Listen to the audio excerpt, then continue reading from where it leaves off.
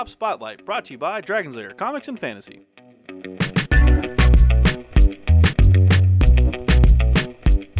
Hey everyone, I'm AdamHarry from Bell of Lost Souls with Evan from Dragon's Lair Comics and Fantasy. We're back with another Tabletop Spotlight.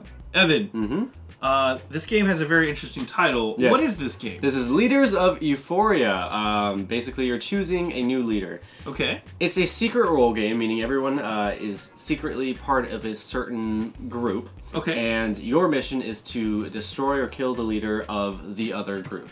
It's a lot like if you've ever played Resistance or Secret Hitler, in those kind of realm of like those games. Okay, so there's basically two factions of players. Technically, there's two factions, but during the game, you can become a third faction. We'll describe that. But there are the Euphorians. They live on this big city. This is post-apocalyptic, by the way. Sure, sure. They live in this big city above ground, and then there are the Subterraneans, I think they're called, and they live underground. Well, so obviously, there's a little conflict there. Yeah. You know, like Futurama. Those daywalkers.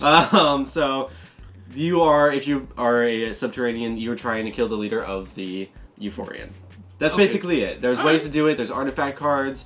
There's ray guns. That's how you kill people. Hang on, time out. I'm already in. All right, if you're already in, let's go into it. Yeah, that's right. Let's take a look inside. Leaders of Euphoria. I want to see some ray guns. It is time for the Leaders of Euphoria. Choose a better oppressor. I love that tagline. Whichever you like. Here's the back of the box. Okay, pretty simple. Card game, basically. Yeah, it is a card game. There's not a lot of pieces to it. Yeah. Let's go ahead and I like the art on the front, by the way. It's very, good quality box, too. Yeah, let me hold it. In fact. All right, here we go. So we have rulebook. We'll go over that in a second. Sure thing. So this all takes place in the same universe of Euphoria. This is the board game kind of version of it. It's Build a Better Dystopia. So it's kind of a different mechanic game, but in the same universe. Okay, I like that shared universe games. And then it's made by Good Cop, Bad Cop Games, so there's advertisement for their games. Cool. Here are the ray guns. It comes with 4 ray guns. Yes! And then a token. So each ray gun, it depends on how many players you have. You're going to have a certain number depending on how many players you have. But you don't have to play with the cardboard ones. They actually sell like these plastic 3D looking ones, which are really cool too. If you have the Kickstarter version, it comes with those automatically, so that's pretty cool. I do like me some ray guns. And these are front and back. Yeah. Okay. These are the quick reference guides. So at this, each player basically. Yeah, at the start of the game, you're gonna have this side. But if you get shot at and you have all your people revealed, which we'll go over in a second, you become a Wastelander. So this is the other kind of faction. So technically, you're either Euphorian or Subterran. Who, they live underground. Yes. But if you kind of lose, you become a Wastelander. Wastelanders just want either one of the leaders to die. So they kind of win. Me. Yeah. Both y'all can. Yeah. And then we're gonna open this pack. It does come with baggies. Here's the stands for the ray guns. Yeah. Oh yeah. For your ray guns, awesome. Plenty of baggies. And now while you by the way, always appreciate that. I'm gonna open the bottom. We always do this when we remember, but the reason is sometimes there's hidden stuff in the bottom, but you never know. I don't think there's going to be for this one. I don't think so either, but okay. Nope, we're clear. We are clear on that one. If I ever have a game, I'm gonna hide a card in the bottom just for you. If you ever come up with a game, I have some ideas. Good. But, you know, hey, can't tell you about them. Fair enough. All right, let me zoom in on these real quick. Yeah, totally. So what are these cards for? So these top ones right here, if they have that back, these are artifacts. They're like ability cards.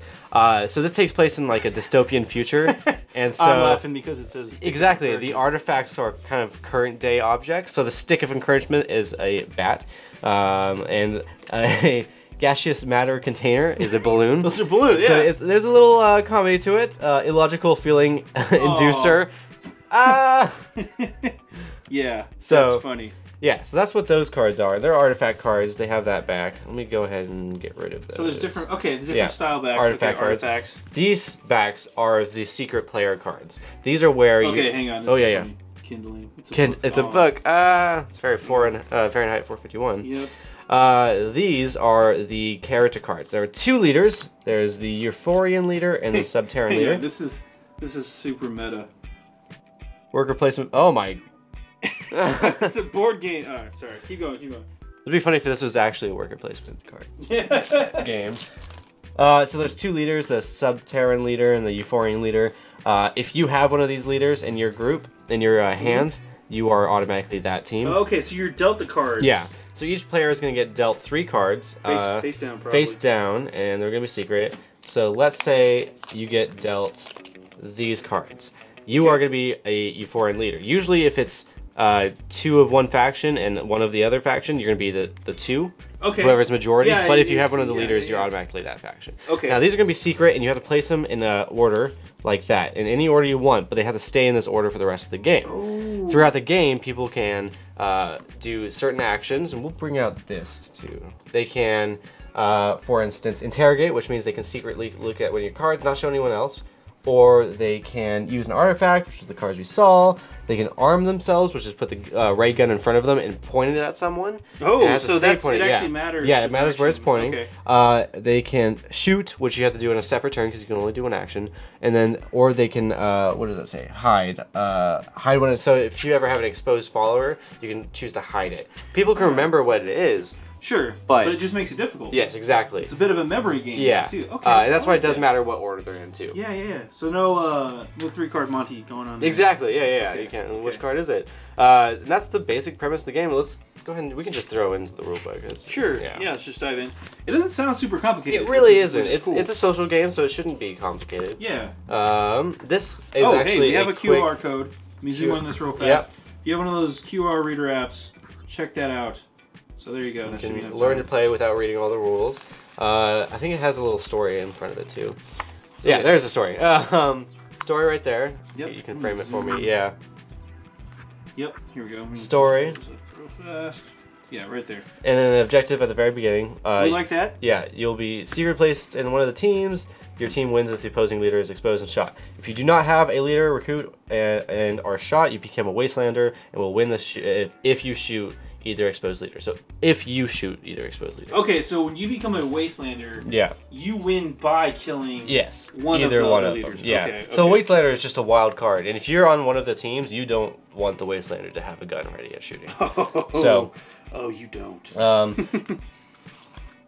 Goes over a quick how to set up. Yeah. It is how many players was it again? It's a 4 to 8 player, so there is difference on how many cards you have. Okay, so you actually place 2 leader cards from the recruit deck in a separate deck, deal those out, and then deal 2 more to everybody. Yeah, exactly. That's how you can make sure that the leader cards are I was going to say you have to have at least...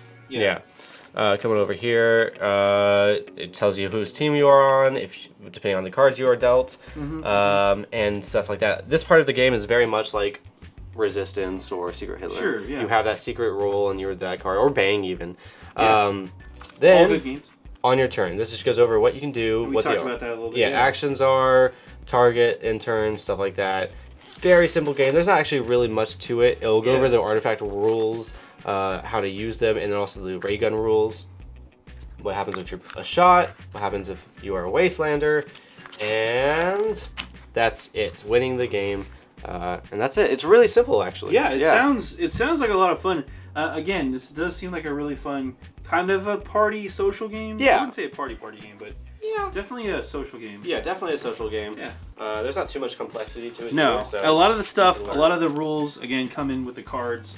A lot of the oddball stuff come in with the artifacts, which are tons of fun. I've been flipping through them. Oh yeah, they're very creative. Yeah, the way the Dream Stopper, it's alarm clock. Where was the one? The gym cleanser, cleaner. Gym cleaner. Yeah. Cleanser. It lets you draw 3 players draw artifacts. So it's pretty cool. Which is pretty fun. Yeah. Mirror of subdued reflection. Oh yeah. But anyway, pretty fun looking game. Yeah. Leaders of Euphoria. Let's hop out for a really quick recap.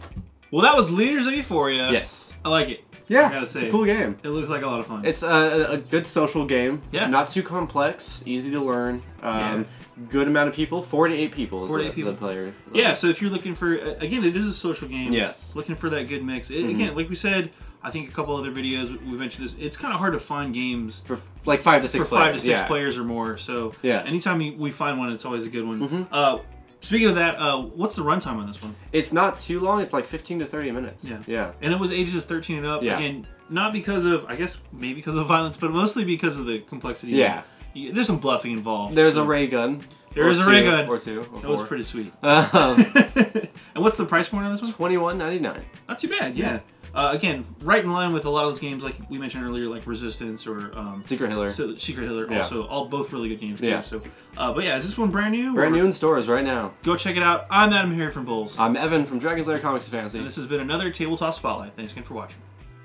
Tabletop Spotlight brought to you by Dragon's Lair Comics and Fantasy. Thanks for watching.